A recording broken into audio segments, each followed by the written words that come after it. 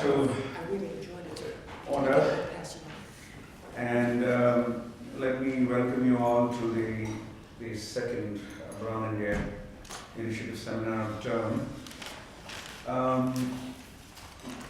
This talk, I have a great deal of personal and intellectual interest in, and as several people here who spend time in Delhi, I see a lot of Delhi Walas here, many. Let me start with a story. In the late 1990s, it was clear to those of us who were in Delhi or visited Delhi that the air quality was deteriorating rapidly, and urban congestion, the traffic congestion was also rising rapidly. And I spent a very large part of my life in Delhi, and virtually every winter I'm there, even today. And I run in the Lodi Gardens. And late 1990s, something strange started happening. I would cough while running in the morning. It didn't matter what time of the day I ran, actually, but morning was especially bad. And then Paul Brass and I were running about January 2001, and we realized we stopped coughing. Or it was 2002. I don't remember exactly, but we stopped coughing. And then the running cough returned finally this January, last month, where it was not only impossible to run in the Lodi Gardens, which is one of the oldest gardens in the world, made in 1499 and preserved rather well, and perhaps the greenest spot of Delhi. Arguably, if not, maybe unarguably the greenest spot of Delhi. Unarguably the greenest spot of Delhi. So 15 years after that early episode, the coughing while running returned. So this paper is about pollution 1, where we stopped coughing because compressed natural gas arrived in Delhi, and he will give us the details of how it happened. And no one thought it was possible to, or at least easily possible given Delhi's political economy, to improve its air quality, but air quality did improve, and tremendously. But now we have a second challenge in Delhi, so let's call it pollution 2. And it would be interesting to see what today's speaker has to say about pollution 2, given his research on pollution 1. Atul Pokharel is a postdoctoral scholar here at the Watson Institute. He took his BA in mathematics from Princeton in 2005, and PhD from MIT in urban studies and planning and international development, working with Bish Sanyal, Amartya Sen, and Richard Locke. Richard is here, provost, and Amartya served on his committee as well. He would like you to know, I did not know this, so I'm happy to read, I'm happy to have read this morning, that he enjoys teaching almost as much as research. Nobody admits to that these days. And while a student at MIT, a graduate student at MIT, he taught 6 graduate courses.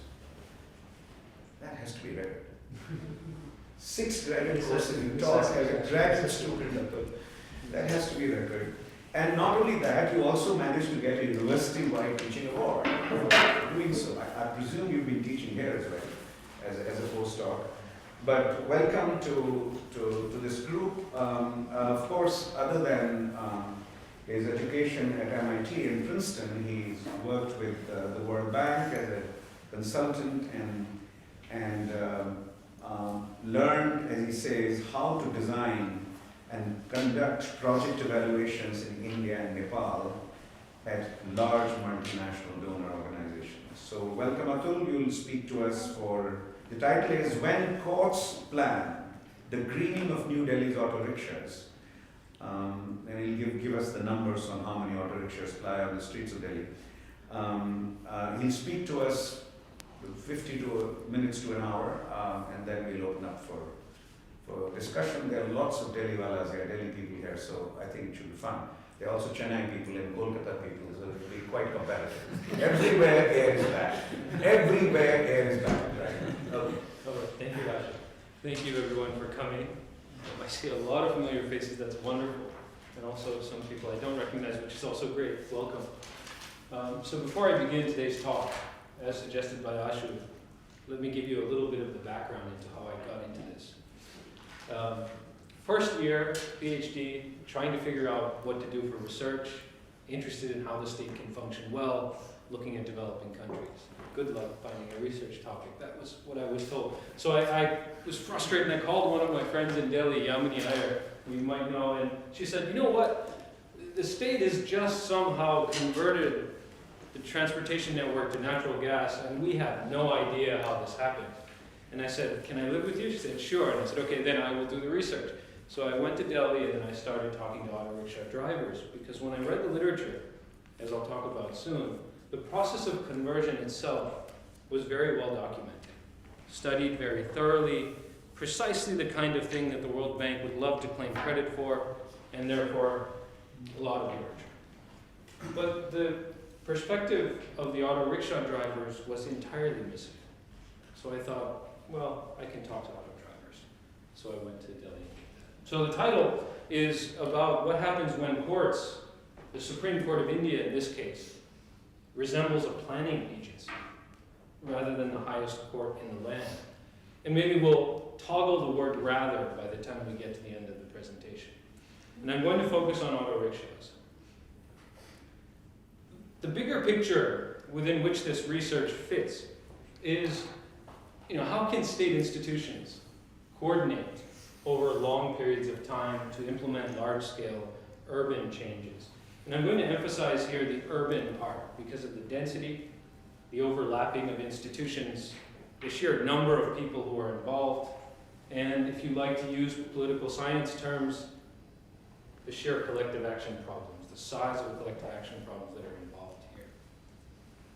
I'll distinguish that from rural areas which are less dense, both in terms of institutions and concentrations of people. Here's an example of a big problem that usually requires a big change, and it's concentrated in urban areas. These are 6 cities in the world, some of the largest in the world, and they all have a common problem: urban air pollution. Starting from the top left and going clockwise, that's Sao Paulo, Brazil, Beijing, China, Mexico City. Below that, Mumbai. In the middle, bottom row, Delhi. And on the left, Islamabad, bottom left. It's a widespread problem. And clean air provision is a classic, clean air is a classic public good. It affects everyone negatively. The absence affects everyone negatively. It requires state coordination. I think there's almost unanimity in the literature that it's a joke to think private institutions will do this for you in cities. And it requires coordination by residents and cooperation by residents as well. It's really, in urban areas, a consequence of volume. And the logic is something like this. Transportation requires energy. Energy requires transforming fuel, like petrol. Using fuel creates byproducts, like carbon monoxide. And these byproducts can accumulate, for example, in Delhi's air. This includes public transport. Often when planners and others, policymakers, suggest remedies for problems of urban air pollution, they say, why don't we get everyone to use public transport?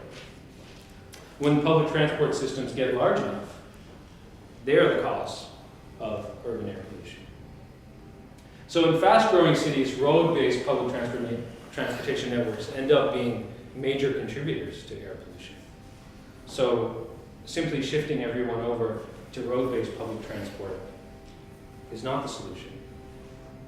So let's ask a more specific question. How can rapidly urbanizing cities shift their public transportation systems from one type of fuel to another? And I've purposely put this in a general frame without specifying the fuel or the type of shift, because it's something that you have to keep doing. As long as you have emissions, as long as you have volume, cleaning up the air once is not going to do it for you, as Delhi now sees. So it's important to understand how you can keep doing this, not do it just once. And for rapidly urbanizing cities, the problem can be very specific. And Delhi, it turns out, is an example of how you might do this. And this is the example that I will focus on today. Here's Delhi, thanks to Google Earth. Inside of that red polygon, it's shaded. New Delhi is the capital. It's also called the National Capital Territory of Delhi.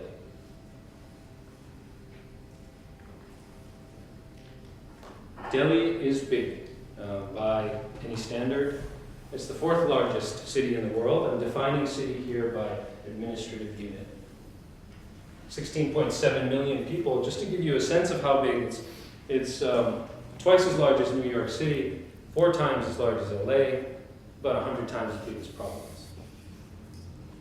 There are about 11,200 people per square kilometer.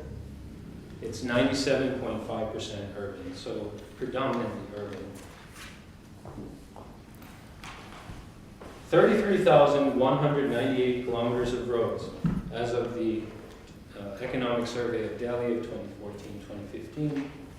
This picture shows you, at some remove, the major roads in the city. It's prepared by IIT Delhi. And the public transportation system, consequently, is large. 180,968 registered passenger-carrying vehicles in the city. This includes auto rickshaws, taxis, and buses. Compare that to about 8.5 million private vehicles. But a large portion of all travel demand is actually met by public transport, despite this order of magnitude, 2 orders of magnitude difference in the number of vehicles in the two. Some estimates put that at about 3/4. So although there are 8.5 million private vehicles and about 180,000 public, 3/4 of travel demand is met by the 180,000. And air pollution has been a recurrent problem. It's not just now, it's not just in the 80s. So these are all newspaper clippings over that time period, over the past 25 years or so. Even 1980s. Even in the 80s, so mid-80s. So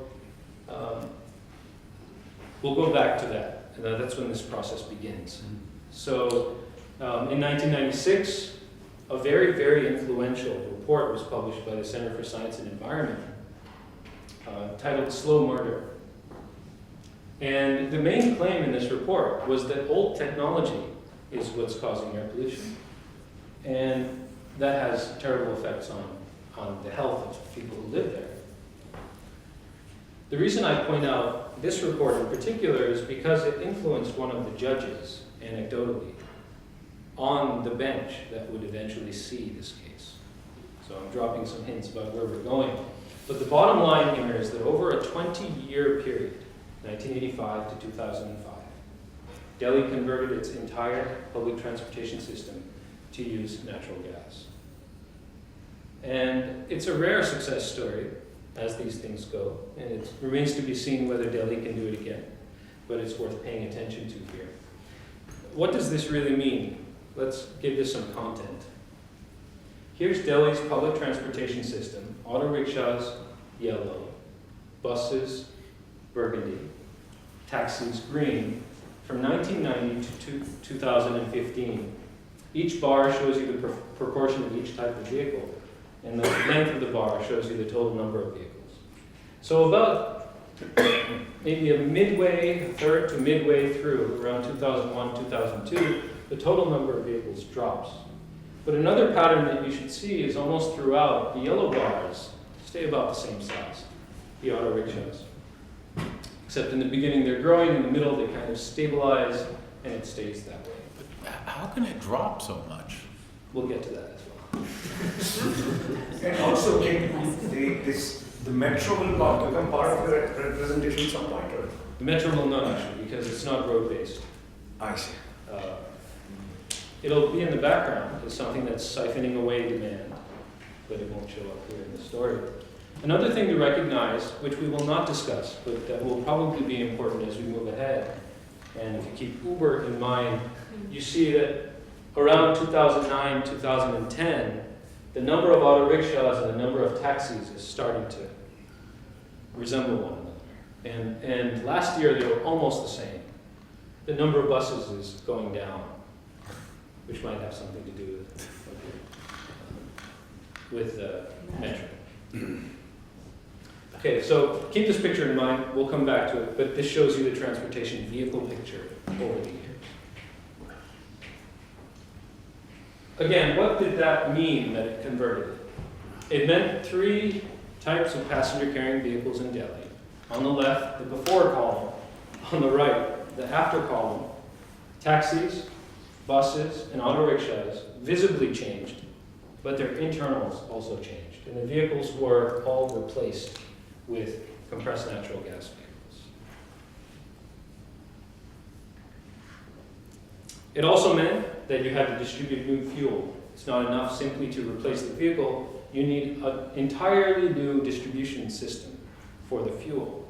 And if the fuel is being used elsewhere, you need to have a very good reason to divert that fuel. Fortunately for India, 100% of the CNG came from domestic sources, which comes into play later on. But this is not an easy thing to do. And then who's to do it, really? Here's a nice picture that was created by a group at LSE that shows you the administrative structure of Delhi. The blue are the Indian central government departments.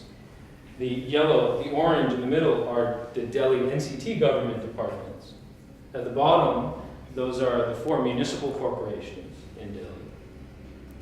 And the blue boxes that show up in the middle row are ways that the central government formally influences Delhi, but because they occupy the same physical space, talk to each other, interact, this influence is much more pronounced than it might be otherwise. So it's a very complicated structure.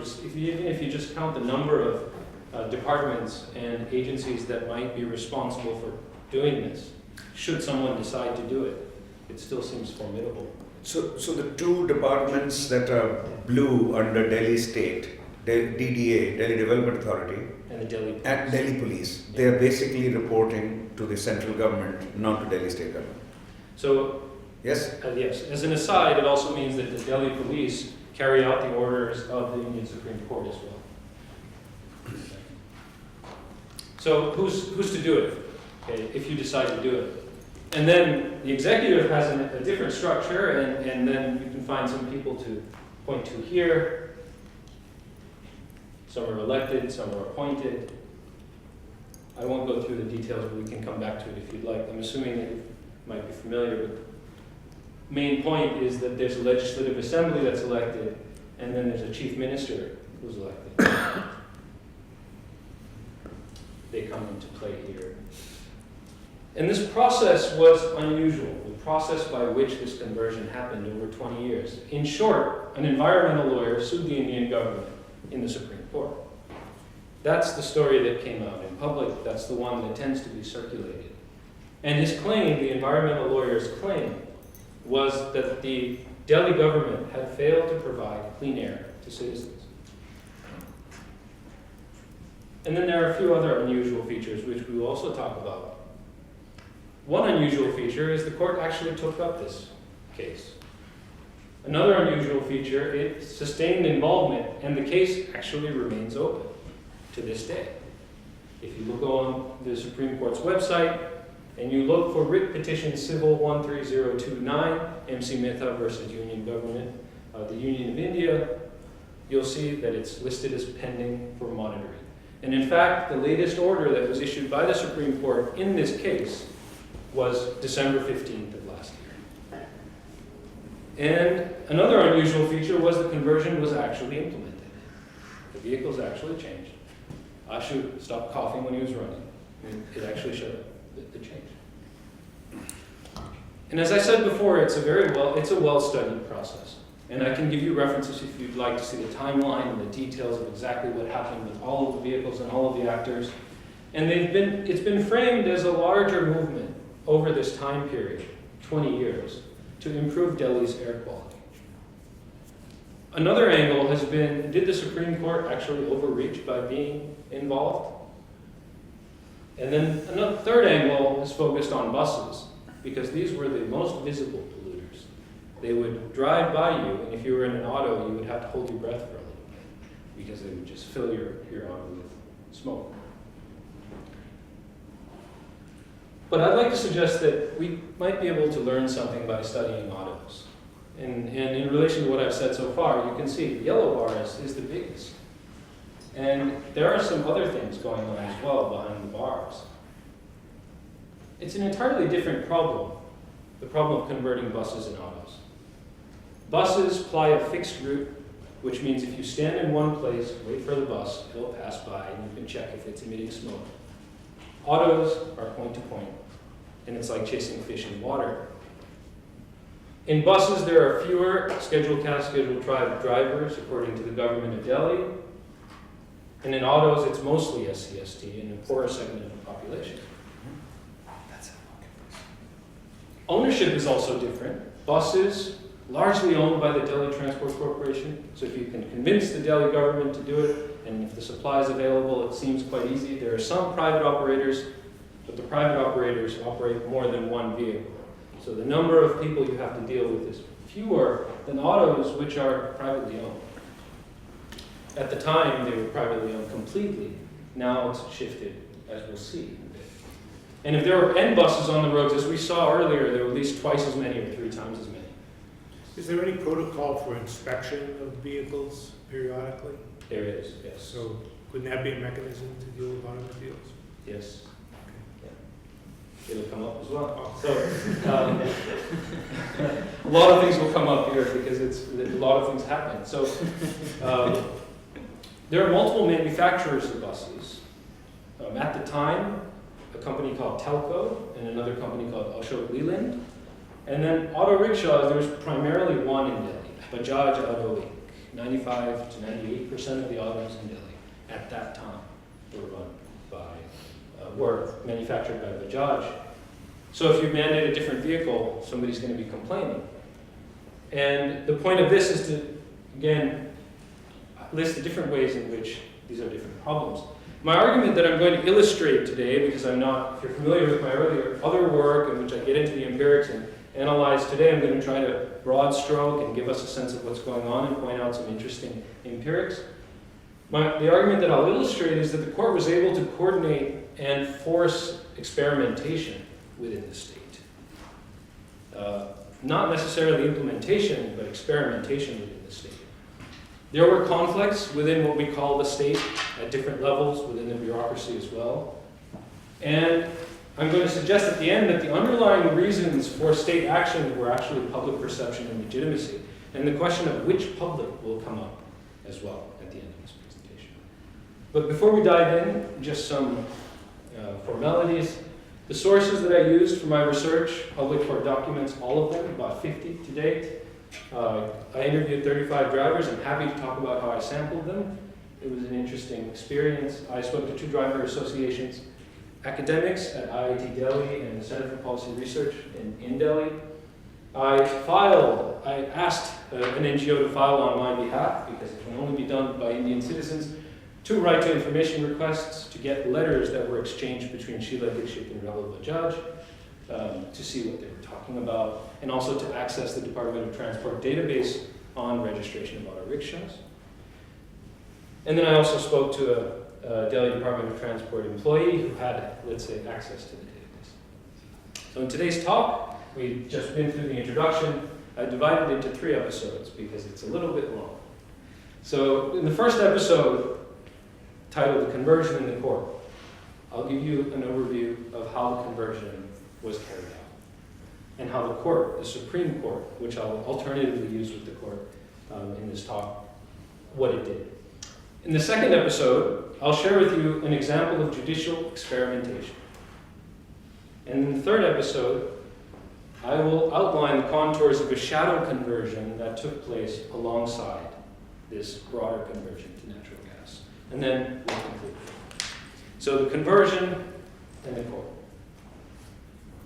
The main question I'll focus on in this episode is, how did Delhi convert its fleet of 80,000 auto rickshaws from petrol to diesel to CNG? For the observer, they were black and they turned green. This was in a broader setting issue that started in '76. The 42nd Amendment of the Indian Constitution, Articles 48A and 51A, did two things. One, it defined clean air as a fundamental right. And second, it directed states to provide that. By 1978, you had air quality monitoring stations set up. There were 3 at the time. The Air Act in 1981 suggested or required the establishment of the Central Pollution Control Boards, also called State Pollution Control Boards in other places. And then 7 stations were set up in the National Ambient Air Quality Monitoring Program by 1984, so this was already ongoing. And then in 1985, M.C. Mehta, our environmental lawyer, sued the government of India, saying the Clean Air Act requires you to provide clean air as a fundamental right, and you failed to do so. Air wasn't the only thing that he asked for. He asked for removing industries, cleaning up water, and so on, but we'll focus on air here. And in 1986, the Supreme Court actually responds and asks the Delhi administration for a status on what it had done since the passage of the Air Quality Act. And our story takes place there, and today it's still pending for monitoring. Let's talk a little bit about what public interest litigation is, which is the type of litigation that allowed this environmental lawyer to stand without referral from another court before the highest court in the land. And public interest litigation started in the late 70s, where the Supreme Court changed the standing before the court. Before, if you wanted to complain before the Supreme Court of India, you had to have suffered a personal injury greater than that which was suffered by the general public. And you had to represent yourself or have a lawyer represent you. By the late 70s, the court had lowered this bar to allow no injury to yourself, but injury to the general public to be brought up before the court. And a representative could do it. You didn't have to face it yourself. And it was up to the court's discretion whether to hear that case or not. And this is a busy court. One of the implications that it has for research is you can file all the RTI requests that you want, but this is an ongoing litigation, so certain documents will not be available to you. So the 1985 case, the public interest litigation, started this entire cascade of events. And if we look at the court involvement over this 20-year period, there were a lot of individual orders that were given out, responses, and so on, but I'll just try to group them. The court, number one, maintained a sustained involvement over 20 years. Regular orders, checking for updates, enforcing. And it did 2 things in addition to making decisions, which is its traditional role as adjudicator. It was a facilitator in the first period of involvement, approximately 1986 to 1997, and then it was an enforcer after 1998. As a facilitator, it was largely non-adversarial. It would direct attention of responsible agencies. It would say, let us engage, in its own words, in creative planning. It would seek clarification, as it did from the Delhi government in its 1986 order, so what have you done?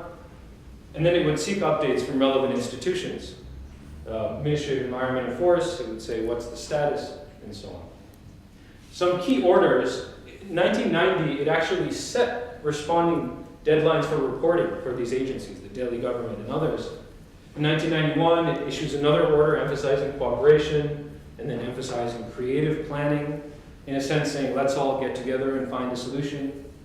It orders the experimentation with CNG, which will enter our story in a bit. And then it orders the use of catalytic converters, which is the central technology in episode 2. And then it chooses expert committee members. The first one was called the Saikya Committee, which it's getting advice from.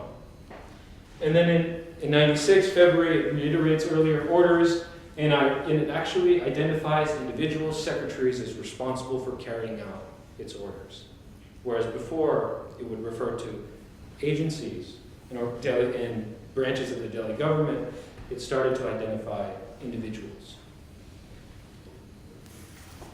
This presaged a shift of the court to becoming an enforcer.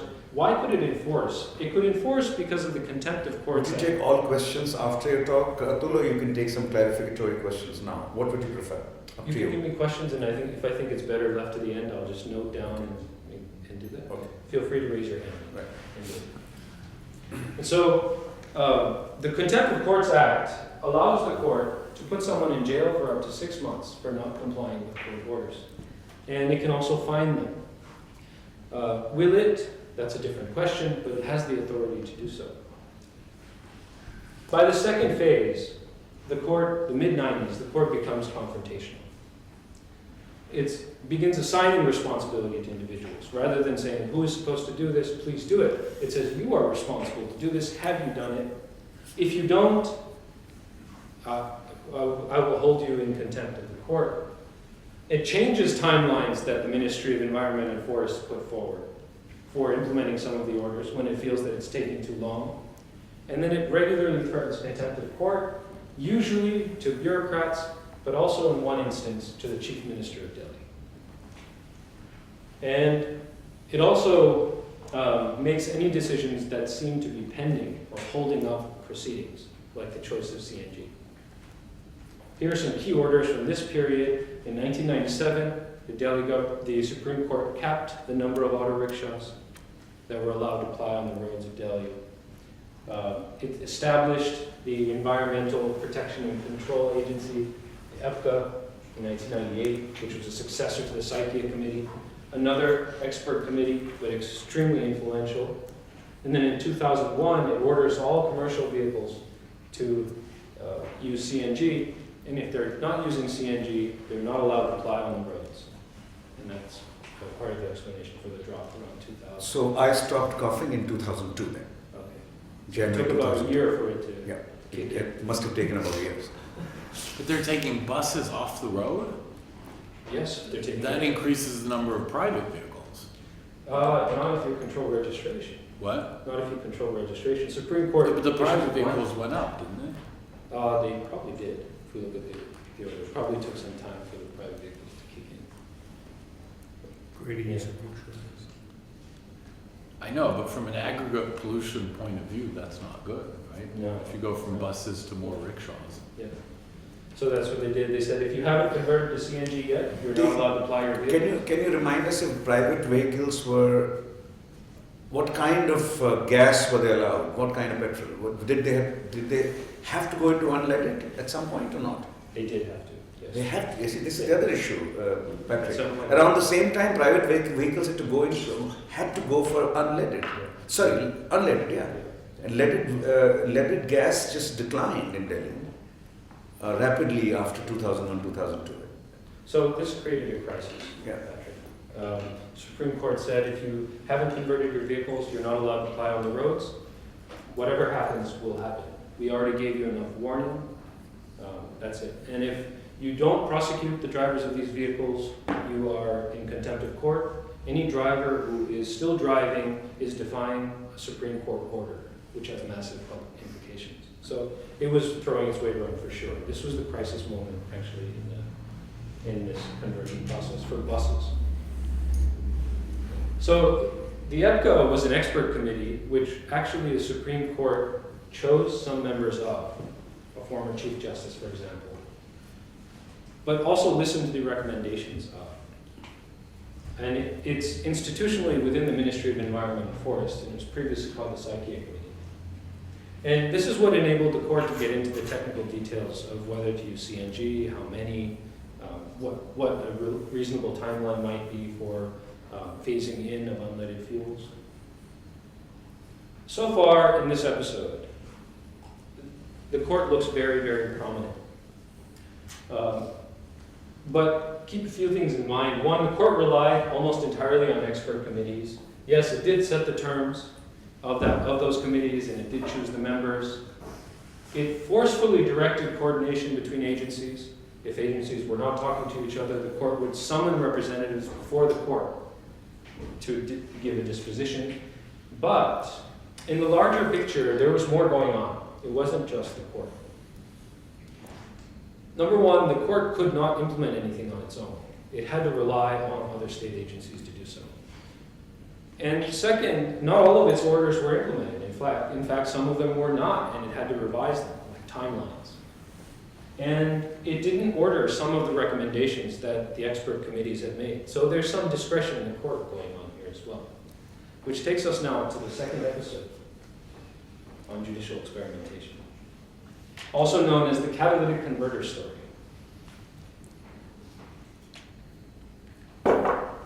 Some of the details will make sense now. In this episode, we'll see a failed attempt to green vehicles, first attempt, by using catalytic converters. And the court and other agencies will see we're actually implementing, learning, and changing their approach over this time period. A catalytic converter is a device that you attach to the exhaust, and it's lined with certain chemicals which will react with the smoke and change the emissions profile of your vehicle. It requires unleaded fuel. At the time, it required unleaded fuel. So if unleaded fuel wasn't available, using a catalytic converter without unleaded fuel actually caused other problems. And another problem which the Delhi government brings up was that India actually has no experience with catalytic converters. They don't know how to make them, and people haven't used them, they don't know what it's all about. The experiment begins then, right in the beginning, when the Saikia committee, the first expert committee, recommends it as a low-cost option to the court and says you should look into it. So the Supreme Court orders the Ministry of Environment and Forests to look into it. But the ministry replies through the secretary, one, unleaded petrol is not widely available. Two, we can't really force installation of this because we have no legal authority to force people to install these. And then three, interestingly, it points to the fact that these would have to be imported because India couldn't make them itself, and this would involve foreign exchange outflows. And then it also notes at the end, by the way, we're encouraging domestic production of these that can work with leaded petrol. The court pushes hard. 1994, in the background, the Motor Vehicles Act passes, which gives the Delhi government the authority now to mandate installation of catalytic converters. And the Supreme Court orders the government to switch its vehicles to use natural gas or catalytic converters as the first stages of the experimentation. By 95, all cars and trucks now have catalytic converters installed. And then in 96, the Supreme Court reminds the Delhi government that they're behind schedule, and also the central government. And then it says, issues an order saying if your vehicles haven't been converted yet, they can't ply on the roads. This is to the government. But monitoring, it turns out, is hard for catalytic converters. People are removing them. At the time, they don't know why. And the Delhi government says, let's monitor by involving the pump operators who are issuing petrol. So they said, we'll give you a list of vehicles that were registered at a certain time, post-1995. And why don't you see if they're trying to get by old fuel, petrol, or diesel from you, of leaded kind. And the operators say, we can't do that. We don't have the time. We don't have the manpower. And then a parliamentary report comes out saying actually 81% of owners are removing catalytic converters. This includes vehicle owners, car owners, bus owners, rickshaw owners. So the court tries something different, actually. Yes. Just a quick question. If people had already installed them, why did they remove it? They removed them because it required unleaded fuel, which they didn't know at the time. But unleaded fuel was only gradually being phased in, and it cost 300 rupees to remove the catalytic converter. You just had to go right outside Delhi's boundaries to do so, and people did. But at this time, the court doesn't know that that's what's going on. And the expert committees also don't have an idea that it's related to the distribution of petrol, to unleaded petrol. And The court did not accept the testimony given by the Secretary of Environment that the catalytic converters would work only with unleaded petrol and unleaded petrol was not available easily. Didn't accept that. didn't pay attention. Didn't pay attention. Didn't pay attention. Yeah. They thought that it was stalling tactics from the Delhi government. There's no way for the court to check if they, or any other to registration or yearly inspection that these things were installed or. So in order to check if a catalytic converter has been removed, you actually have to look at the vehicle, or you have to see the kind of fuel that they're buying. So the court tries something different at this stage. It actually orders the government of India to submit a plan within a week to supply unleaded fuel to auto rickshaws because it says it's available, you're just not providing it. And then by 97 it recognizes that unleaded supply is the problem. But it doesn't know what to do next. So it says, let's set up a panel of 10 to 15 experts because it's worked before in these kinds of cases. This is probably the first direct indication that the court is taking orders from expert committees. It'll reiterate later on as the proceedings get contentious. And in 1998, it says all old auto rickshaws have to be replaced. So if it was manufactured before 1990, you either replace it or you rent a vehicle. And if it was after 1990, it had to run on CNG or it had to run on catalytic converter. And then in 98, it asks the Ministry of Surface Transport and the Ministry of Petroleum for updates on the unleaded supply, so it starts paying attention. CNG is coming into the picture gradually now, so I'll just point out what it is. It's natural gas. It's like what you use for cooking. The difference is what you use for cooking is liquefied, which requires more fuel to do and is more energy intensive, and it also tends to explode. And CNG requires less. It's compressed, but it's not liquefied. And there were some more problems. Because people were using catalytic converters without unleaded fuel, they were seeing benzene in the environment. And environmentalists by 98 are starting to point this out. And then Bajaj, the auto rickshaw manufacturer, complains to the court and says the Indian Oil Corporation can't keep up with our demand for unleaded petrol. And then in 2001, doctors at Ames start associating increased cancer rates with benzene in the air. So these things are happening on the side. And by 99, some more adjustment takes place. EPCA recommends phasing out two-stroke vehicles entirely, which are the ones that you would fit with catalytic converters. And then it reiterates in 2000 that it's just substandard, just get rid of it. And then,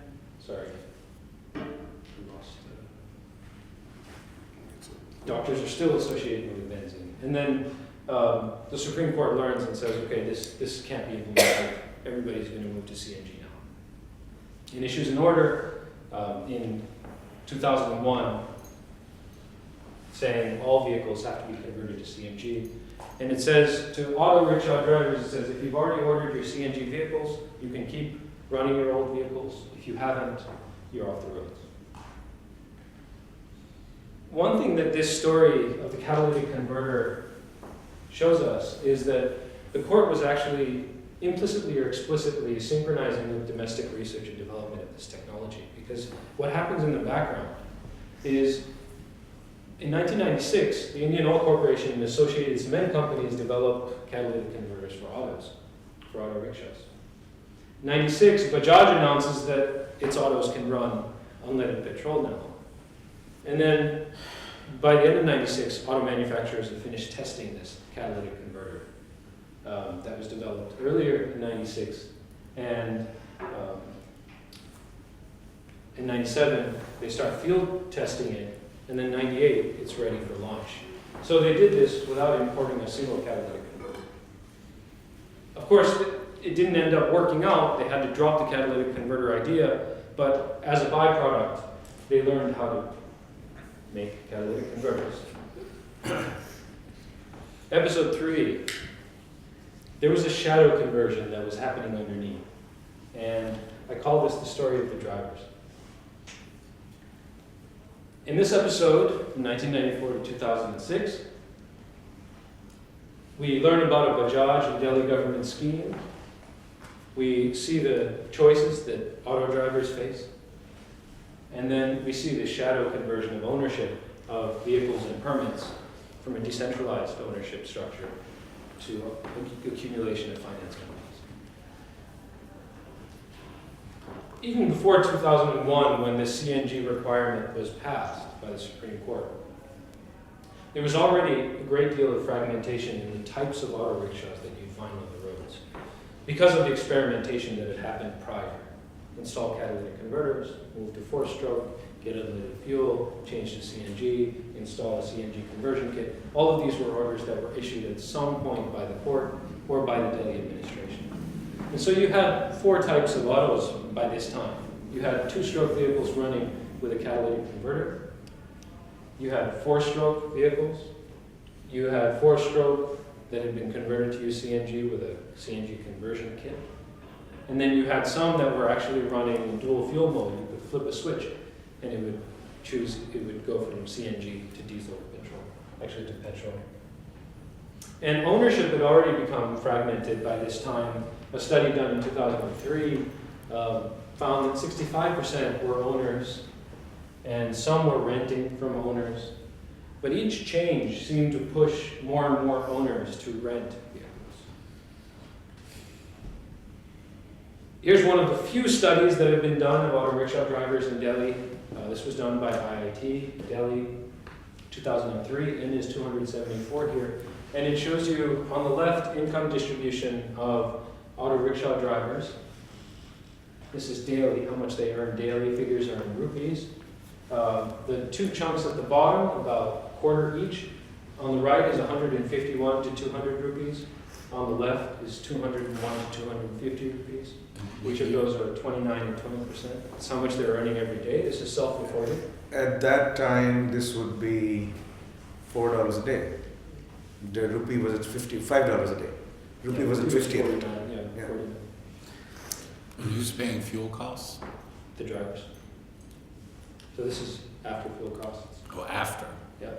But they Oh, are, sorry. This is the income. This is net income. No, This is the net income. This includes fuel costs. Yeah. so, but they are plying rented vehicles, right? No, sorry, I lied. No, this is. No, this has what to they be put the in income. pocket. Yeah, this is A what they five, but it's so No, small. you're exactly right. This would be after they're paid for fuel or paid for rent. You're Yeah. right. Sorry. So they were around this time. They were already plying rented vehicles, most of them. About 35%. So according to this So- study, there were about 35 that were rented.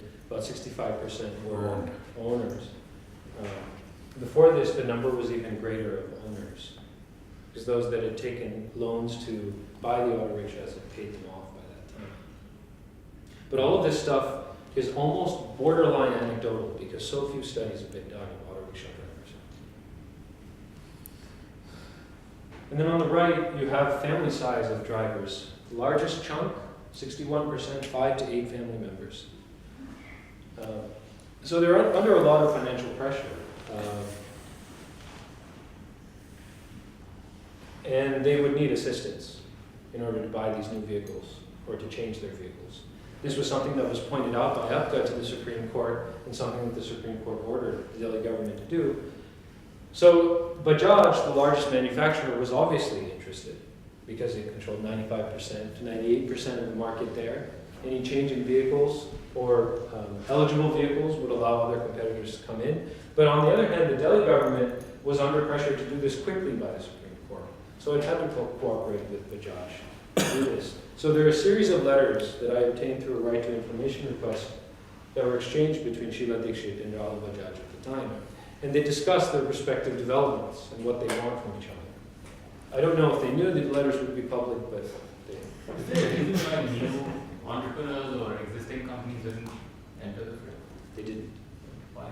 Any Why did Bajaj have such control over this market? 98% of all auto rickshaws coming from one company. Yeah. It's one of the product lines for there. They are big time in two-wheelers and three-wheelers. They are major players. They have. No, I know that I know, but if you have Globally, there's tons of companies that could make these. right. No, I find Bajaj auto rickshaws in Indonesia. I find Bajaj auto rickshaws in Nigeria. Bajaj is a big. I agree, it's a very big player. But the point is,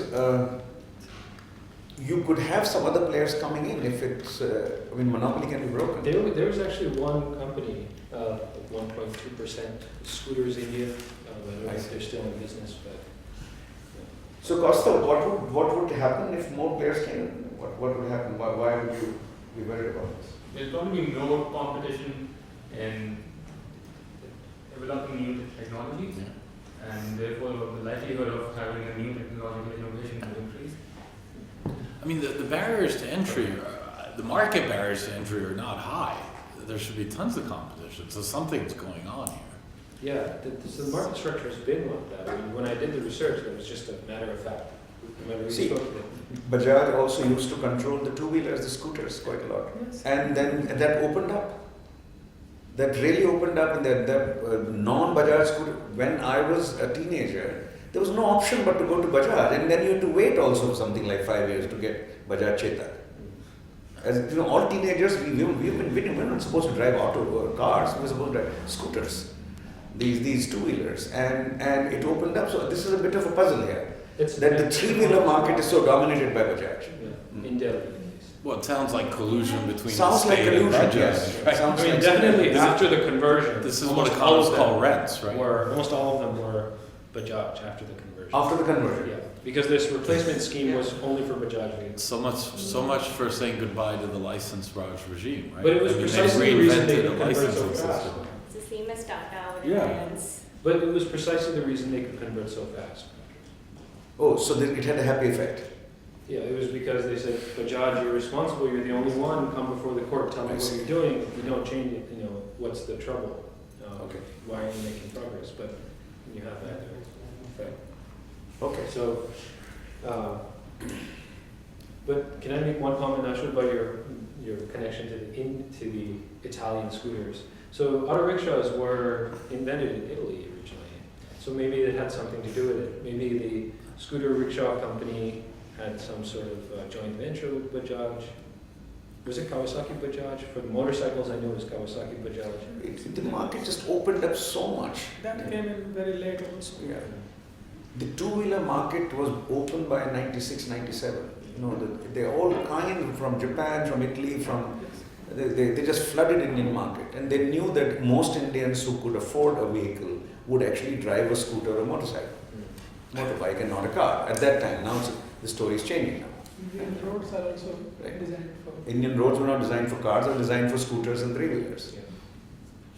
So the conversion sealed the deal for Bajaj, effectively. The scheme was only for Bajaj vehicles, implicitly only for Bajaj vehicles. So Bajaj basically said, listen, we'll do it, we need to recoup some of the costs. Let's figure out a way to make it work for both of us.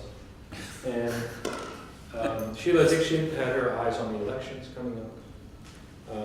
This doesn't mean there wasn't conflict within the Delhi administration, which we'll see, but so it was mandatory for all vehicles more than 10 years old. The Supreme Court had said 15 years. Bajaj and the Delhi government changed it to 10 years. Effectively, that meant that it had a predictable demand profile for every 10 years. It was optional for other vehicles, and the old vehicle had to be scrapped first. It had to be scrapped at a Bajaj certified dealer. And then you needed the scrapping certificate that you got rid of your old vehicle in order to register a new vehicle, and then your permit that allowed you to drive as an auto driver could then be transferred. And there was supposed to be a grant of 6% of the cost of the new vehicle, and then the Delhi Finance Corporation was instructed to come up with a low-interest loan for the drivers.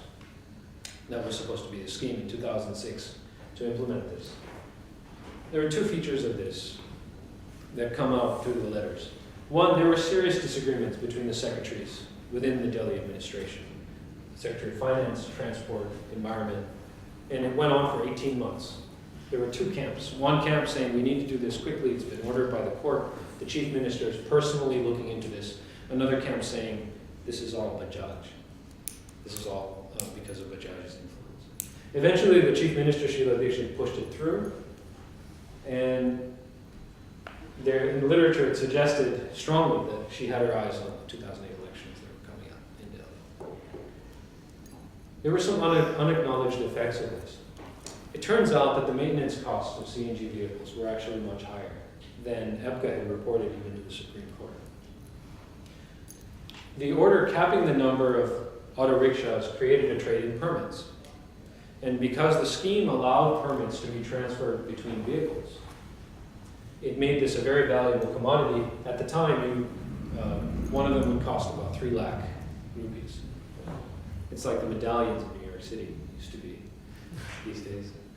And effectively, because they needed to rely on dalals to get anything done at these government agencies, the scrapping, the registration, the dalals ended up pledging allegiance to the finance companies to accumulate these permits. So effectively, finance companies tried their best to gain control of the permits from the drivers. So for the drivers, the associated costs were several. They had to buy a new vehicle. They needed formal documents for the Delhi Finance Corporation. Showing up is not enough to get a loan from there. There were long lines at stations because CNG supply wasn't solved. They had to refuel twice a day instead of once.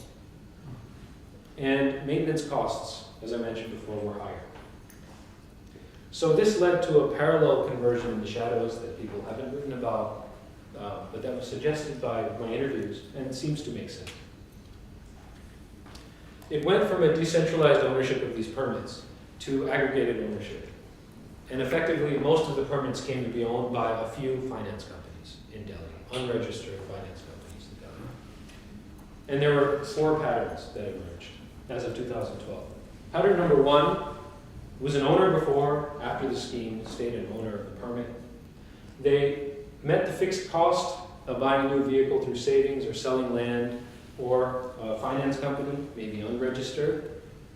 If they had the documents, they went to the Delhi Finance Corporation. It was a very low interest loan, 2%, and they managed to pay it off. But if they had gone to these unregistered finance companies, they had paid between 18 and 20% interest. Every missed payment put that interest rate up by 2 or 3%. You can see where that's going. It's going towards taking control of the vehicle. But these guys, who stayed owners, managed to pay that off. The second pattern, they went from owners to borrowers. If they had no paperwork, they had no choice but to go to these unregistered finance corporations. And they were asked to sign a blank piece of paper upon taking the loan. They may even have taken additional loans using the auto as collateral. And these finance corporations, if you wanted an additional loan, would require a 1 lakh rupee deposit, or you could just give them the vehicle. And many of these drivers had borrowed money and were still paying it off. Some of them went to renters. If they couldn't afford the down payment, their choice was to sell the vehicle and the permit. Usually the division was that they would pay the maintenance cost less than 100 rupees, and any traffic violations they would pay. But because they were renting, their license name didn't match the registration of the vehicle, so traffic police would very, very frequently stop them and fine them. That would be covered by the owners. And then the fourth pattern was owner to another occupation. For some of these owners of auto rickshaws, it was just too much. It took about 6 to 8 months for the supply of CNG to catch up to the demand. Until that time, wait times were about 8 hours. Lines were exceptionally long, which helped me with the sampling, but which wasn't very good for them. They had to refuel twice in a day. And then those who couldn't get CNG or afford the wait, they stopped driving. And they sold their permits. This was largely invisible. This ownership structure was visible to EPCA, but the transitions and the heterogeneity in economic conditions of the drivers were totally unknown. The driver was a driver was a driver. For the court, for EPCA, a scheme to help them was a scheme to help them. And it wasn't of concern to the Delhi government. They knew about it, but it wasn't of concern to them. And in general, this wasn't very well studied at all. So in conclusion, very quickly, what we might take away. Just to recap, we went over the significance of air pollution. We looked at the Delhi example of conversion to CNG. We looked at a specific example of the catalytic converter. We also looked at the shadow conversion that happened underneath. And overall, we had 2 broad phases of court involvement. So some observations. The court was really responding to public opinion. when things got heated, like the banning of buses, it would issue orders saying, to alleviate the distress felt by school children, we will allow this. To alleviate the distress felt by tourists, we will allow this other thing. And then it also reiterates that it's only doing all of these things for the sake of the health of the residents of Delhi. It was experimenting, and it was highly reliant on expert advice. It adjudicated, but it also enforced and monitored, and state institutions didn't address the concerns of the poorest participants. At least that's what my research seems to suggest. This is not a new finding. In fact, it can actually be problematic in Supreme Court involvement and other issues as well. Here's some hypotheses about why this might have worked. There was an institutional commitment by the Supreme Court. It was there over 20 years. Regardless of the composition of the bench, as a civil law court, it was more bound to precedent than otherwise. The executive body was subject to elections, so there would be susceptible to public opinion and desire to be effective or be seen as effective. The Supreme Court could also sanction and threaten anyone with relative impunity. So if I found out that your agency would need to be involved, it's okay, you're already under my jurisdiction. And all the orders were of the public record. So when in the first phase the court started asking for commitments from the Delhi government, these were all published publicly as orders. And in this way, the court had the ability to shape certain public perception, legitimacy, and also effectiveness of these. Under what parameters are you saying that it worked? Like The conversion was carried out.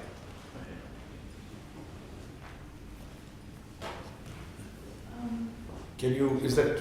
No, I have more. So this is really. 3 more minutes? Yeah. But a lot of people want to ask questions. Sure. So a question that I really would like to leave you with is, if you look at the pattern of Supreme Court involvement in public interest litigation in these kinds of cases, you notice that there's a lot of experimenting going on, but some people are bearing the burden and not getting the attention. So in this case, I'd just like to raise this question. Did the drivers actually bear a fair burden of the experimentation? Because every change, every order was having an effect on their ownership patterns, their livelihoods. This was not part of this consideration at all. And finally, could this be done better by another institution? Does it have to be the court? Maybe we could pay attention to a few things when we answer that question. One, tenure, whether that institution tenure would expire, or how independent it was from the other branches of government. Whether it had the authority to alter the legitimacy of elected bodies, for example. Whether it had this umbrella jurisdiction that allowed it to experiment all across the board as needed, from petroleum production all the way over to, say, Bajaj. And are the members relatively immune? You can imagine the kind of political fallout that might arise if the court, members of the court were elected and they banned buses and caused the commotion in Delhi. And then there should probably be a way for it not to be blind to the poorest of participants, as was in this case. Thank you.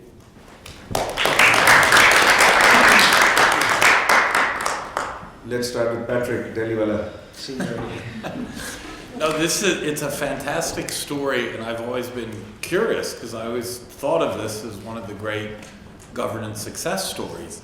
But I have to confess that I'm confused because the story is terrific. I buy everything you said, but I don't buy that this is a success story.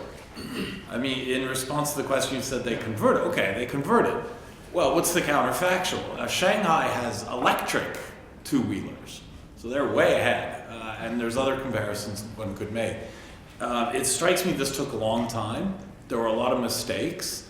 And if you analyze, well, the drivers are clear losers. Bajaj just reaps massive monopoly rents. I'm sure Sheila Dixit got her 10% or whatever the cut is in Delhi. And in the aggregate, we know Delhi is more polluted now than ever. I mean, there's other causes, granted, but your own numbers suggest that buses have been displaced by two-wheelers and four-wheelers, which is terrible. Delhi, World Bank data shows that Delhi, only 22% of travel miles in Delhi are on public transport. Rio is 48%. Delhi is one of the worst performers in the world, and it's getting worse. What is this? Okay, they converted, granted, but in the aggregate, is this a success story? And even if it is a success story, I mean, to the extent that the court issued some orders and those orders were followed, even if it was a bit haphazard, and it's still not clear to me what the actual implementation mechanisms were. Isn't this a bit the exception to the rule?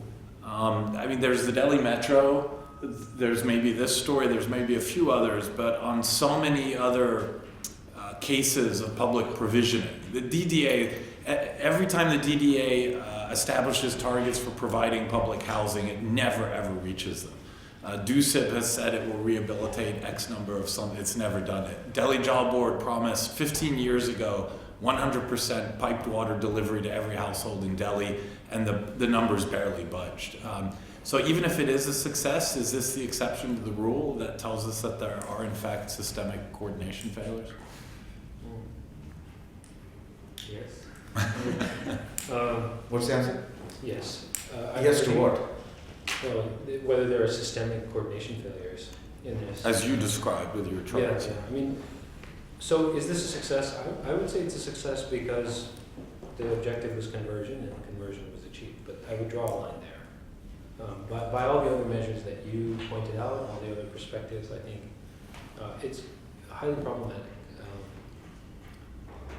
So could another institution do this? Is this the only mechanism available? There probably are other mechanisms available. I wonder if they would have taken more time. And there would have been more experimentation, and maybe we would have passed off the costs as a choice of the commuter or something.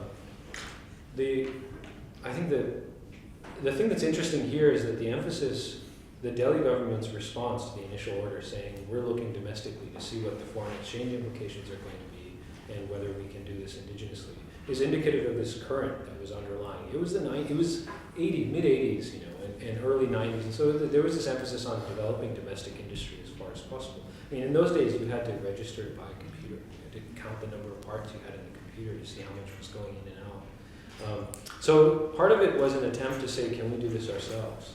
And then again, the question of experimentation, who's bearing the cost of this comes. Would it have been easier? One of the first orders regarding catalytic converters was to prevent the importing of them. So the court says, we will not import. We're going to try to do this domestically. So maybe there are other mechanisms, but I think there are things we could learn from this, if only things we could do better in the future. This table is amazing. Delhi has lost 20,000 buses in the last 15 years. Yeah. That's just unbelievable. Many go to the No, I know, but they're supposed to be adding buses, even with the metro. They should be adding buses. I mean, Yeah, only and- 1 in and 5 adding households buses as a So car. let me follow up on this. I'm sure that, and I'll be brief because I see lots of hands. So here is a surprising part of the story. One is that I would not have imagined that in 1985 someone thought Delhi's air quality was so bad Delhi's children were being hurt. So the fact that it started, one of the most surprising parts in your story is that the court, the public interest litigation began as early as 1985. I mean, I as somebody who spent so many years in Delhi, I thought 95 onwards clearly, 93 maybe onwards, the quality, the air quality was declining, but 85 I don't remember as a period when I was particularly worried about air quality. So why 85? Why does the court think it's so serious? Did the experts say something about air quality in Delhi? Just tell us about, if you know, but why 85 is so important here. No, this is a bit murky, but there were several.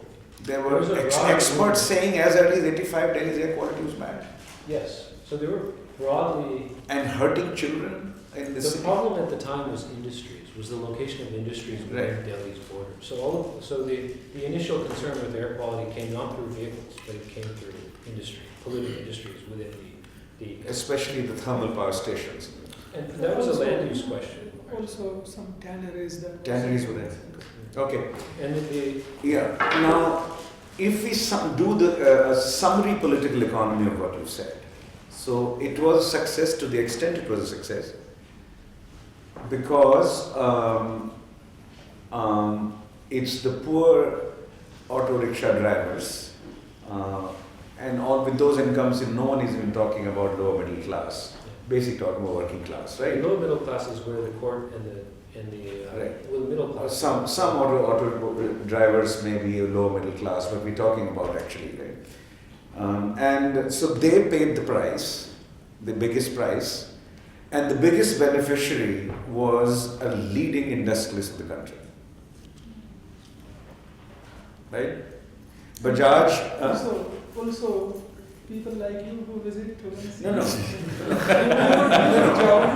I could jog. No, that's true. I could Delhi's beneficiaries would have to include Delhi's residents. Yes, indeed.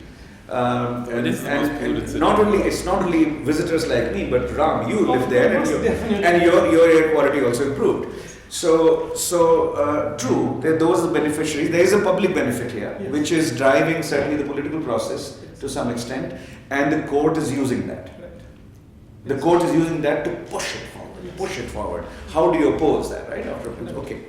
But the conversion you're suggesting would not have been easy if there had been so many players. Here, monopoly actually had some kind of efficient effect in conversion. This monopoly actually had the monopolies are not connected to efficiency, but in this case, there's an efficient conversion that is taking place where there's only one player to deal with, and who's getting all the benefit. But why? I don't understand that. So, for example, No. if there was an incident here called the white smoke problem. What happened is Bajaj first released these new models of vehicles, and there was a flaw. They were emitting white smoke. CNG vehicles are not supposed to emit white smoke. Anybody could see that a Bajaj vehicle was emitting white smoke. So Bajaj and faulty engineering started to be merged. Bajaj panicked, literally. It came to the court and said, this is all because drivers, you're not taking care of their vehicles.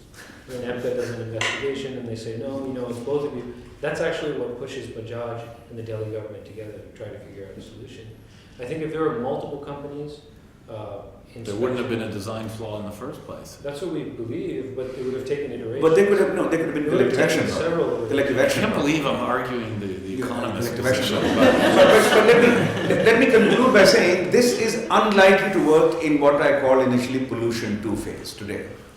Because vehicular pollution is estimated to be causing only 20% of the total pollution.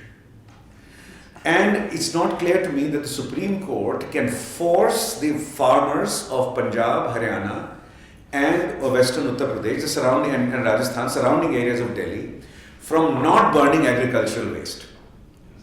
Which appears to be now, if we understand how the studies presented the problem, then the even odds policy, which was clearly a huge success in terms of implementation, reducing congestion on the road, the RCTs that were run suggest that they reduced vehicular pollution by roughly 14% every day, but that was a total gain of only 2%.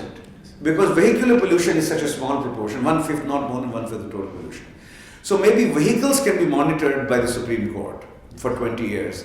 It's not clear to me that millions of farmers can be monitored in surrounding villages of Delhi, which is where Ram will tell us where, I think he would know the data better, which is where most of the problem appears to originate from in pollution 2 phase, in the current phase. So I'm not sure the court can handle this. This is actually a cautionary tale, not an optimistic tale for pollution 2. There are other instances where the court has forced industries to move out.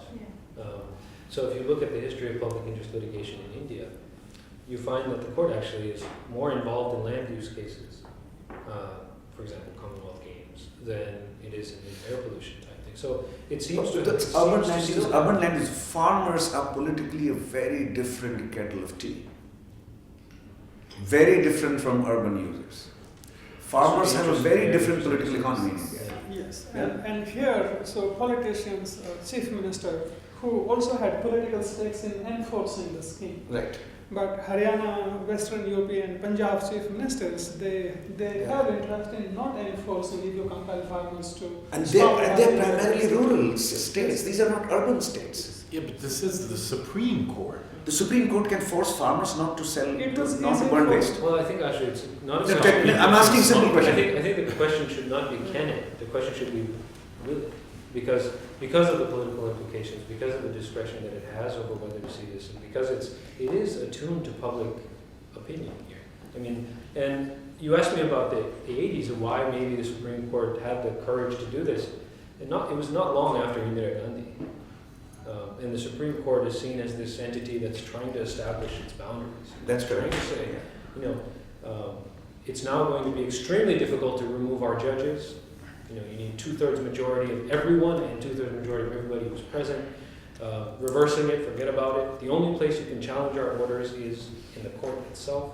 So there may have been some momentum to try to be bold. So should we then infer, and I'll stop now, should we then infer that you are suggesting that the Supreme Court of India, the way it forced Delhi government, it can also force the governments of Punjab, Haryana, Rajasthan and UP, which in turn would then push farmers not to burn agricultural waste, It can. holding these state governments to I account. mean, it can, but will it? I don't know.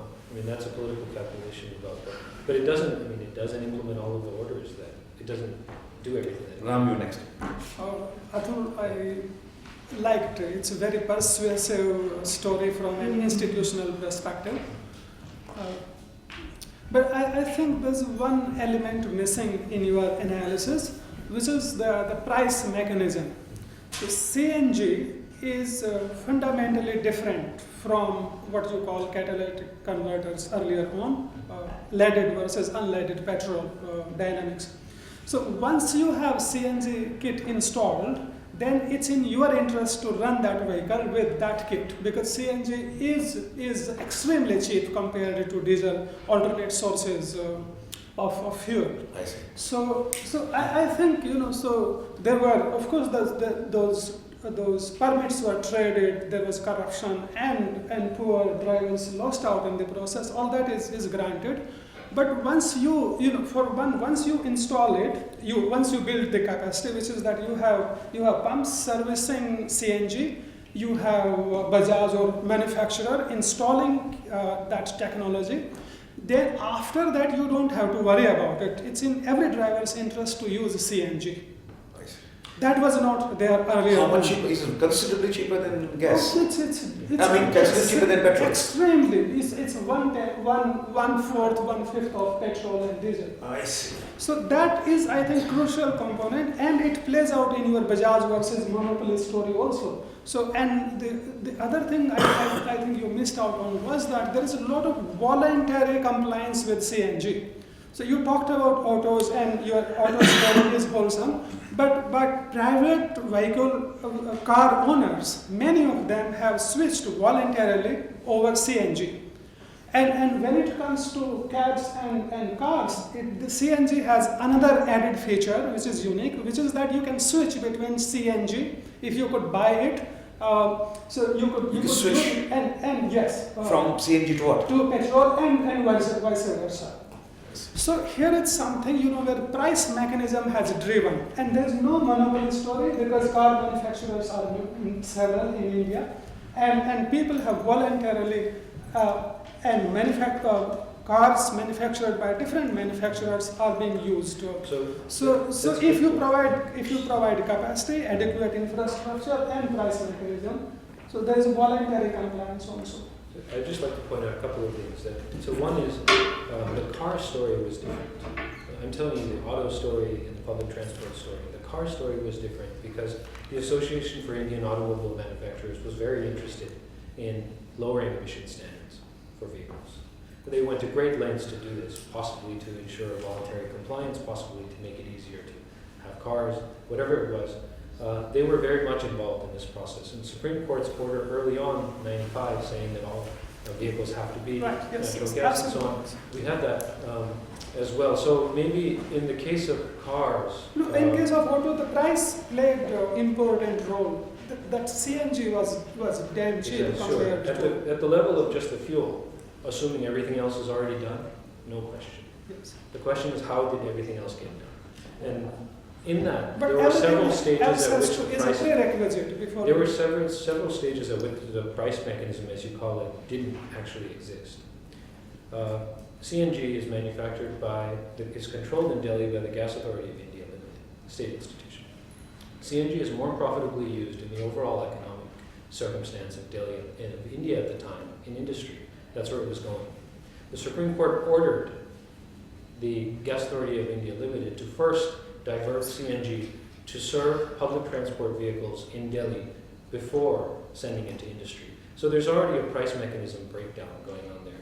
And I'm not sure where the cascading of the price mechanism will come. Well, price mechanism can work only if enabling conditions are fulfilled, right? For it to, these things have to be in place. So his story would be about the story of enabling conditions. Yes. Yeah. And then the price mechanism I kicks think in. it's exactly right. It makes If So everything that is else a was in place- complementary, what I'm saying is it's a Yeah. complementary dimension. It's not a competing explanation.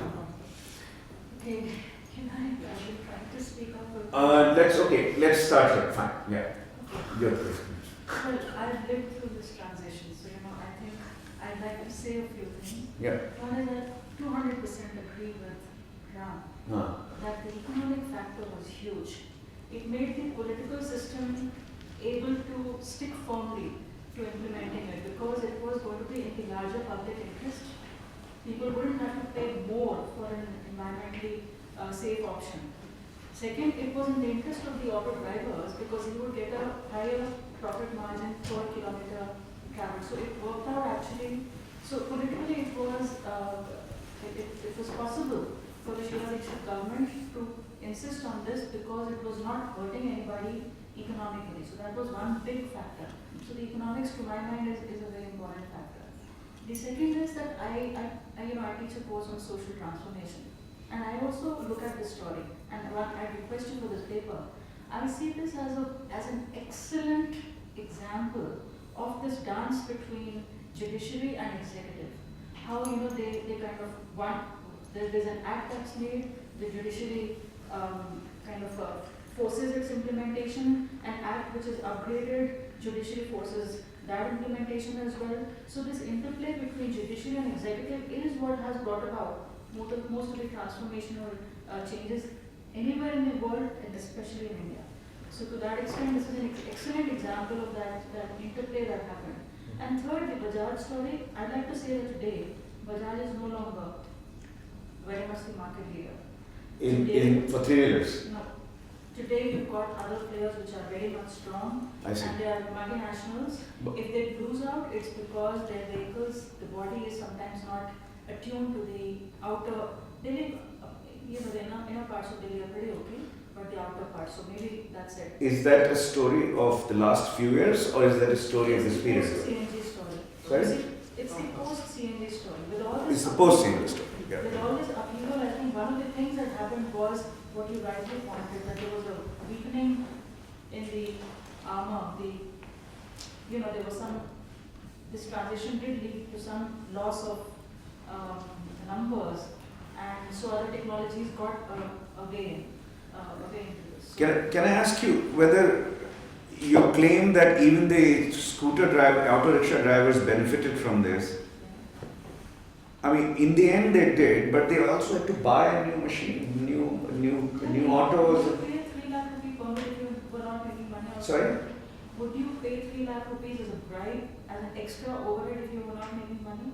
The economic story is a very powerful story. But I think the economic story hides some of the ownership issues that were going on underneath. So if you treat auto rickshaw driver as a driver, same in every instance, I think that would make sense. There will be drivers that those who can make money will drive it, those who can't will leave. But if you look at what an asset is, and what ownership of a permit for a driver means, it's collateral, it's security, it's something you pass on to your kids. It's also one of the reasons why you would have, visibly, when you visited Delhi, you now see much fewer autos where they've decorated the insides.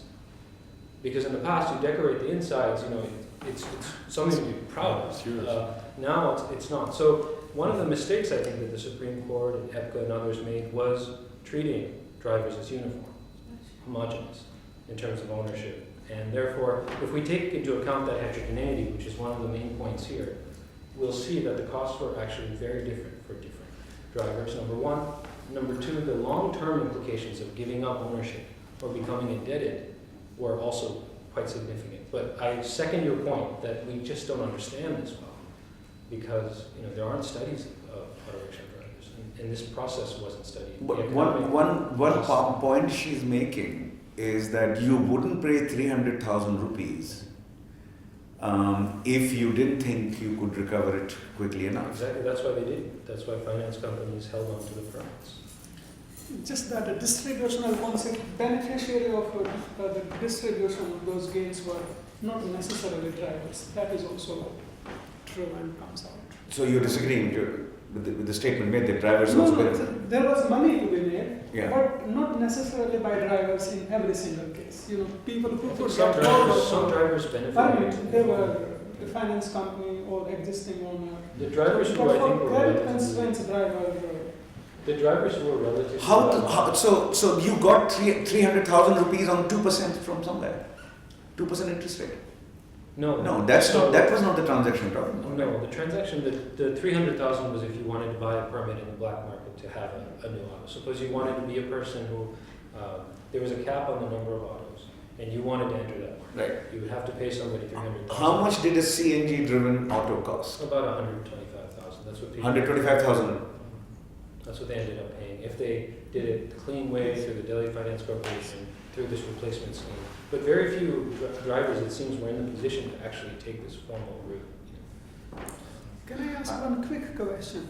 Do you think that some of this rise in taxis, cabs, could be on account of this cap on the number of... Certainly, yeah, because autos were the only point-to-point vehicles available. And then, as people start moving around. Is this still in place, this cap on autos? Informally, it is, yes. So one of the things you notice in the... Excuse me, it is formally in place because one of the recent agitations by the auto drivers against this current government also Is about increase. increasing the number of Permits, so it's still there. I think next. It's can I make a point here? Yeah, For those who are sure. going to, if you decide to study autos, one of the things you notice very early on is that the records are very murky at the auto rickshaw division in Buradi. So when you go, you'll see that there were reportedly 80,000 registered, but only 40,000 of them were in use. And then once the cap was put in place at the number currently in use, somehow it magically rose again to close to 80,000 again later. So there's an interesting story at that level about whether it's actually capped or where these hidden permits went. From a strictly electoral/political perspective, this is a surprising number too. 80,000 auto drivers, let's say, the electorate would be, let's say, is his wife and one, maybe there are 2 or 3 children, one could be voting age, one could be voting age. So we're basically talking about 200,000 voters here in the city of 8 million voters. You're giving me some new numbers to puzzle over, to think about, right? It's been argued that Aam Aadmi Party is heavily reliant on the support of auto drivers. But this appears to be just Can I answer that? 200,000 votes. Yeah. It's because of their ad value, the advertising value. They talk to passengers.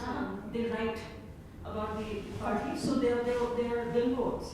They are running. So these 80,000 people are advertising the party also. And the vocal supporters, so it's their voice and their print.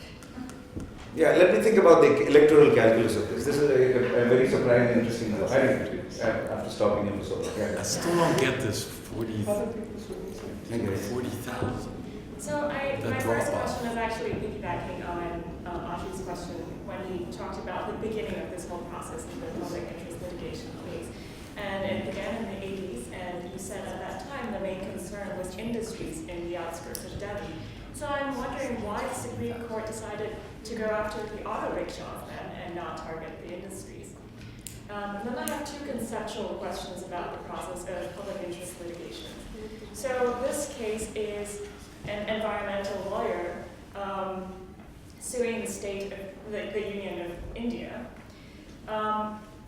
Theoretically, what is the burden of proof. Say, how can the state kind of show or prove that they have fulfilled their duty in providing clean air?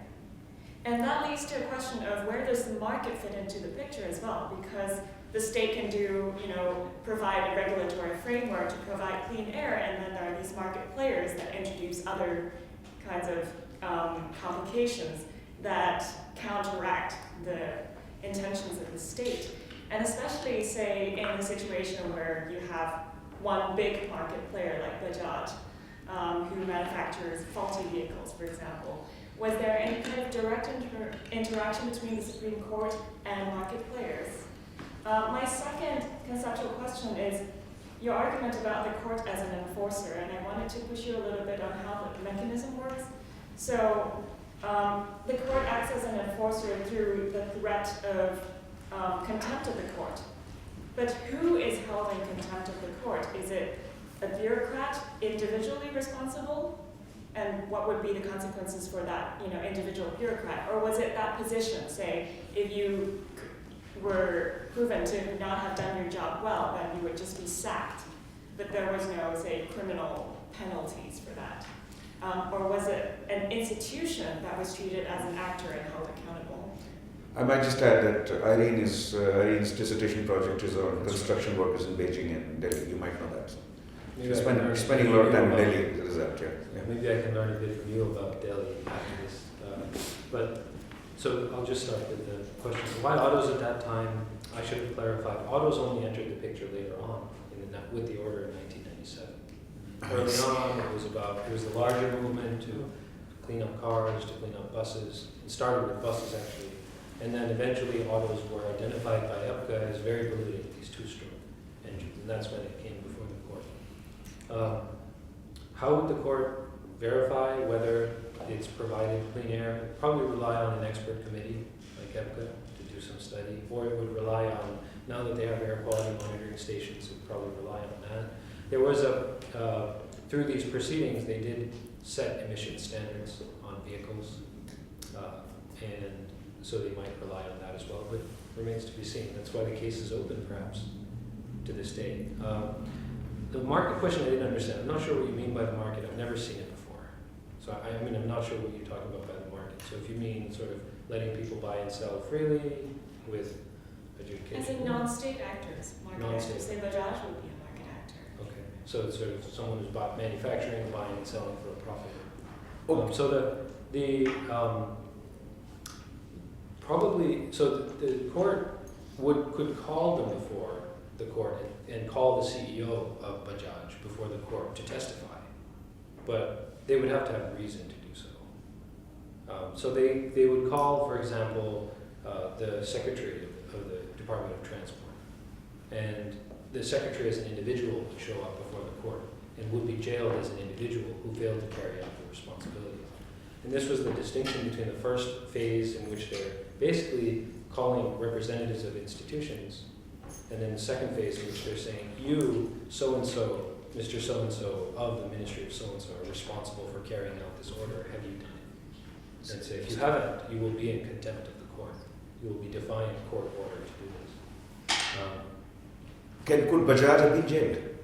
Could Bajaj be jailed? Probably with good reason. They would probably hesitate before doing so, I would think. Because he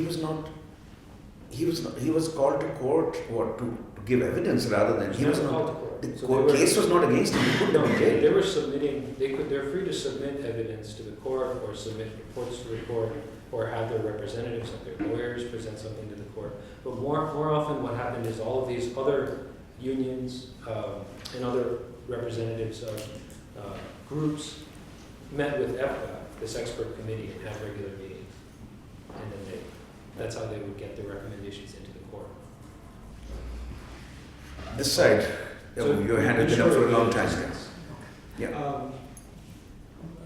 Wondering if this aspect, it seems like a major, dimension in the whole story, which is speculation. It's court issues an order, and this whole on that order, it doesn't matter if it's executed or not.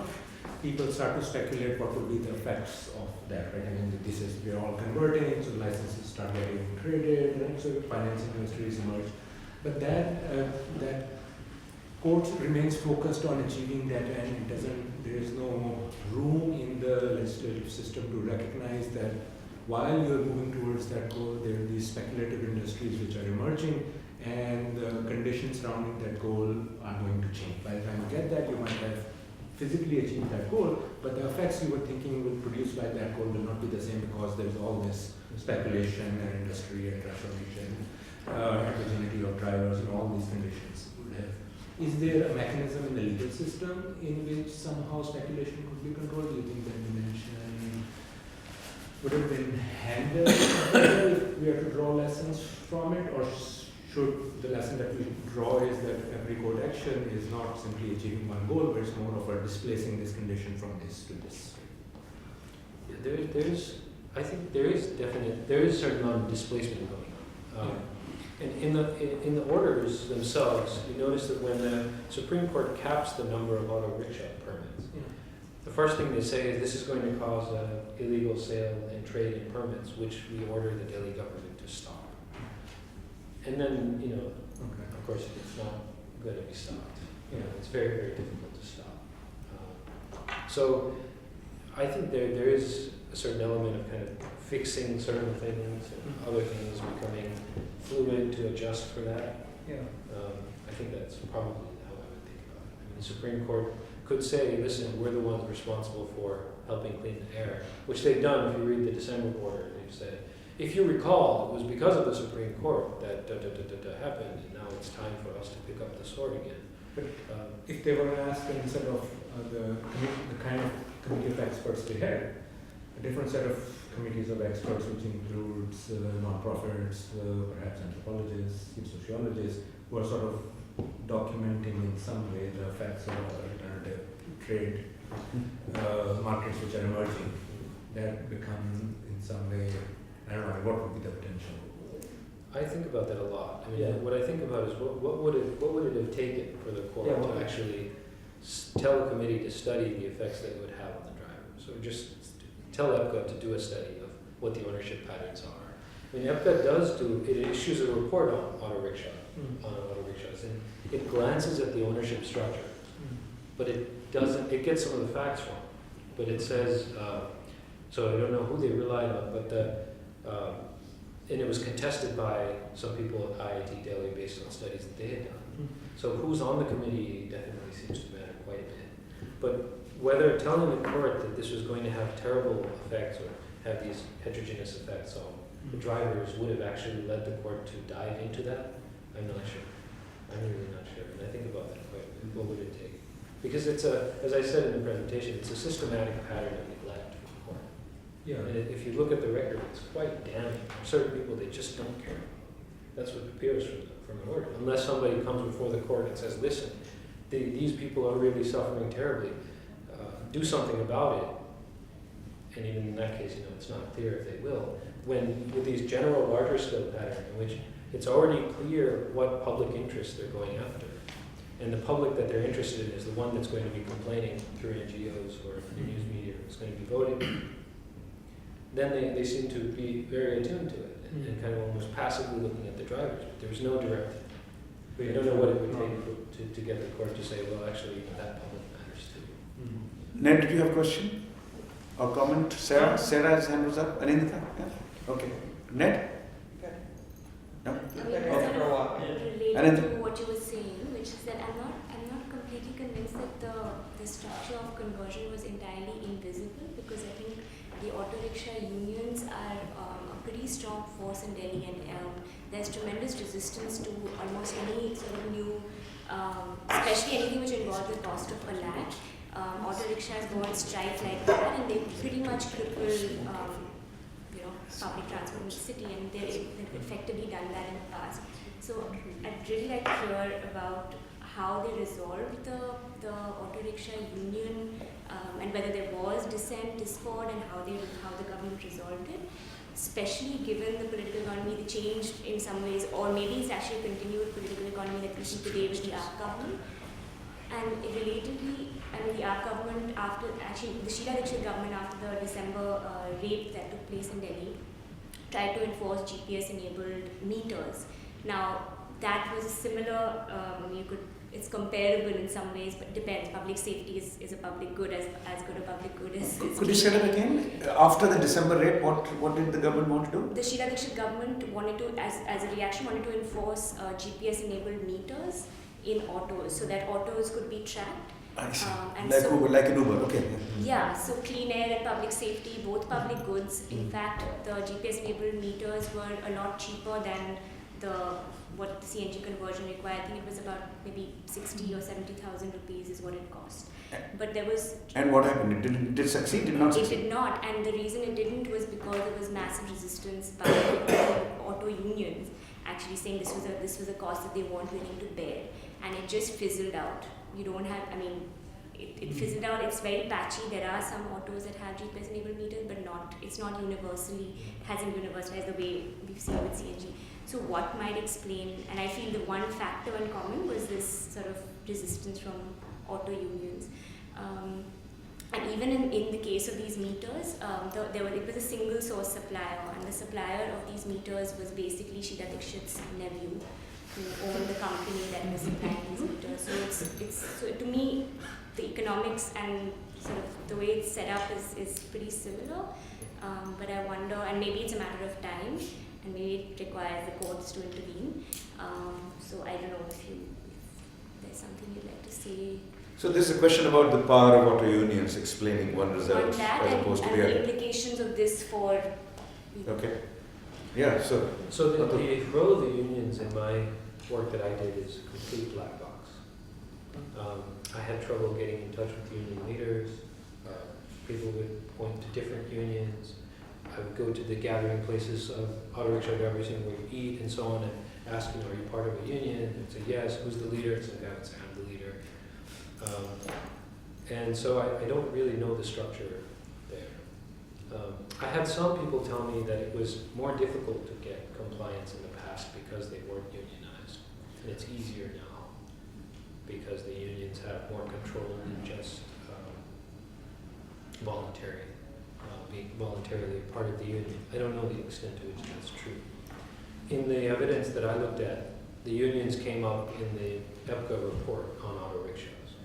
And they may have been responsible for pointing out the difficulties of ownership there. But if I had to take a guess, I would probably guess that unions were talking to the expert committees, and they were talking to the Center for Science and the Environment and others, and they were making the views known through the expert committee. That's what I would probably guess. And as soon as EPCA made a recommendation, probably that was the mechanism by which they resolved it. They'd say, come and talk to us about it. And this is what the court has decided. This other stuff hasn't worked. Sarah? Just to follow up on that, that kind of was part of my question, and again, I don't know about Delhi, but I know about Kolkata. And people, together were able to kind of fight a lot of the conversion of, in the auto rickshaws in particular. And what's really interesting to me is that the old vehicles had to be scrapped. Of course, this makes total sense, but in Cal, they didn't have to be, or at least initially. I didn't follow through on it, but like in 2009-ish, right, when I think it kind of first happened, what happened was most people just painted their autos green. Because you didn't have to change, the idea was that you had to convert the inside. The structure was fine, it was just about, what the polluting internal mechanisms, right? And so everyone just painted their autos green. And, again, thinking about the enforcement mechanisms, the police were like, yeah, that's cool, okay. So what's crucial here is the enforcement, right? That the police actually are giving out tickets. At least you talk about the tickets for the registration, the disconnected registration, and the market factor, as Irene was asking about, was such that it did. It resisted or it quashed the ability to organize against it. In a way, the way it kind of came down really, really quashed the ability to organize, the ability to resist. So anyway, that's more of a comment just then. Or maybe the question would be so since other cities kind of came subsequent to Delhi, do you see cities kind of learning from, learning from in the bad sense of how to make this cheaper, how to make this just how to make this kind of go through without with like the least amount of resistance possible. I don't know. Yeah, That makes sense. there's a larger question here, right? In Delhi, we're saying there's a remarkable success, right? Mhm. Given that objective conversion. But what do we know about how this played out in the other metropolitan cities of India? And how they Kolkata. saw Delhi, Huh? and yeah, how they saw this go down. And How yeah, did this happen? So and first of all, this translated was only the court order was only for Delhi, right? Not all of India. Yeah, it was actually after the Delhi conversion, almost towards the end, Yeah. the court says it should be in several other cities. There was a list of, I think, 8 or 9 cities that it pointed out. When was that done? 2000, I can send you the order, I don't remember when. Something like that, I see. So this was not a Delhi specific order. This order was supposed to be applicable to Kolkata, Mumbai. Thus far, so until the conversion of auto rickshaw, until about, let's say, 1998, 99, it was Delhi specific. And then it was. So the enforcement mechanism would be what? Secretary from Kolkata will travel to the Supreme Court in That's a Delhi? good question. So this is further research that I'm planning now, is to see, the court ordered it in this process, but it named 7 or 8 It was other. not all India also. It was not all India also in its scope. There were specific cities that it Some pointed cities. out in its Okay. order. Because the logistics will not be in place for. And so it's a But very in interesting- Mumbai also you see now those precisely these the green three-wheelers. And not just painted from outside, you know. You can, they're definitely great on that side. Mumbai pollution has gone down significantly. Part of it is, of course, the sea breeze makes Mumbai much better, and Delhi is landlocked. But if sea breeze is the main issue, then it should apply to Kolkata and Chennai as well, right? And Kolkata, everyone who comes from Kolkata, I've been to Kolkata for some time, everyone who comes from Kolkata says it's horribly polluted. And it is, in fact, horribly polluted. It And makes Delhi it's- to be really clean. And it's primarily, it seems, to vehicular traffic which is driving it rather than, in Delhi's case, with agricultural waste and all that. I mean, that's a factor too, but. And we also have hospital. But nobody has studied intercity differentials in the success of this scheme. I haven't looked at this recently. So last time I looked was about 2 years ago. For urban political economy, it would be a very interesting project. Very It's a good interesting. project. And actually the union mayor would be very interesting to look at. Yes, Yeah. ma'am. You're the last. You asked the last question. Yeah. I study environmental toxicology, and I'm wondering whether I may have missed it in the beginning, but what are the methods to determine what clean air is, and if you know it at all, and were there any studies done maybe to also check? So if the air is polluted, then water would also be polluted through precipitation, and are there any studies that EPCA did in relation to some of these clean air studies to see if CNG and some of these other methods were actually successful? In reducing the Yeah. overall pollution. Probably the study that I would start with is the silent murder study that I cited in the presentation, the CSU report. That was comprehensive. I don't know about, there's one study which was very rudimentary that was done comparing emissions profiles of Delhi's air from, I think, 7 monitoring stations in 2000 and 2004, and it was framed as a before and after comparison of emissions. What counts as polluted air? So there was some debate about what pollutant load would qualify as badly polluted and so on, because the reason for the debate was that that definition tied in closely with automobile manufacturing standards and vehicle manufacturing standards. So there was some discussion about that. But the general elements, I think hydrocarbons, carbon monoxide, carbon dioxide, and nitrogen oxidants. So I think those were the general.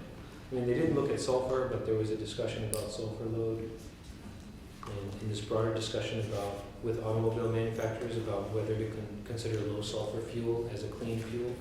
So there was an entire discussion about the definition of a clean fuel, because once the court defines it, it becomes binding, and so it has all of these ripple effects. So the manufacturers are trying to influence this and so on. But in terms of the figuring out what the measurements are, probably I would go to the CPCB website, the Central Pollution Control Board website, and look at what they're monitoring. And then I'm not aware of any. I know some reports about acid rain, for example, but I'm not aware of this study. So just ignorance on my part, so I wouldn't be a good reference. There's 3 minutes still left. I have one question. So, in principle, expanding metros is at least a partial solution to this problem, right? It would depend on how the electricity is produced. Huh? It would Depend on how electricity is produced. Yeah, because you don't. With Delhi Metro's carrying 2 million people each day now. Where does the electricity come And whether it's clean or not. If it's coal-based, then Delhi is, I see. from? You'd have to see how. But even coal-based electricity is less polluting than diesel or petrol-run vehicles. Is that right? Any day, yes. Per unit. Per unit of carbon equivalent. So Of even course, it's- there's a case to be made for cleaner energy production, but even that is much more clean. It would clearly be displaced from Delhi. Yeah, but I mean, if you think of Delhi without the metro now, I think it would be an unlivable city. Yes, absolutely. Delhi without the metro, it's carrying 2 million people. With these buses. And the metros are very good Yes, also. they are really. I mean, for some reason, the city which couldn't handle this and that was able to put together a metro which everyone can take pride in, which is runs well, which is efficient, which is no longer a niche operation. It is 2 million people each day. And counting, actually. So they are during rush hours, metro doesn't have adequate capacity to Right. meet the demand. It certainly made parts of Delhi unnavigable because there's metro stations coming up everywhere, but it would be in principle a solution to it. Right? Well, it's time to thank Atul. We bring this to a close, and there is a reception downstairs where we can join.